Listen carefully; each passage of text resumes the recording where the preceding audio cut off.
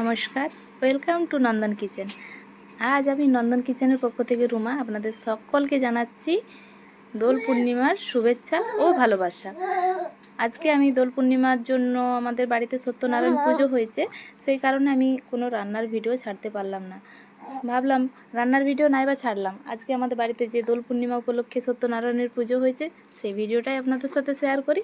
দেখুন, এই ভিডিওর মধ্যে কোনো চাকচিক্য, কোনো জাঁকজমক হয়তো নেই, কিন্তু আছে অপার ভালোবাসা, ভক্তি। দেখুন আমার গোপালকে কি সুন্দর লাগছে, গোপালকে দেখতে। আমাদের যেমন সামর্থ্য সেভাবে আমরা সাজিয়েছি। দেখুন, ফল প্রসাদ, সিন্নি প্রসাদ সব কিছু নিয়ে একটা খুব সুন্দর একটা পুজো হয়েছে।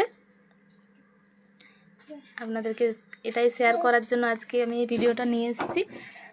আপনারা যদি এই ভিডিওটা দেখেন অবশ্যই লাইক, কমেন্ট, শেয়ার করবেন।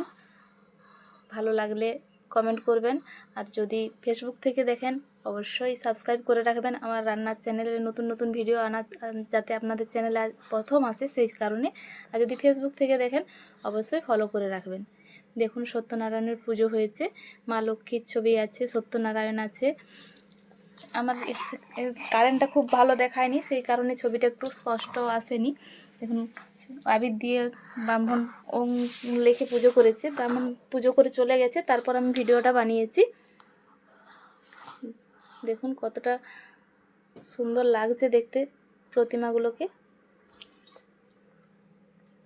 পুজো হয়ে গেছে, এরপর আমাদের নেক্সট ভিডিও পরের দিন ছাড়বো। এখানে দেখুন মা কালী কত সুন্দর দেখাচ্ছে, তাই না? আমি আমার বাড়ির সমস্ত ঠাকুরের ছবি আপনাদের সাথে শেয়ার করছি এক এক করে। দেখুন, এটা আমার রুমে আছে, এই ঠাকুরের ছবিগুলো আপনাদের সাথে আমি শেয়ার করছি। দেখুন কতটা সুন্দর লাগছে দেখতে, কত সুন্দর লাগছে, তাই না? আজকে কোনো ভিডিও ছাড়তে পারলাম না বলে দুঃখিত।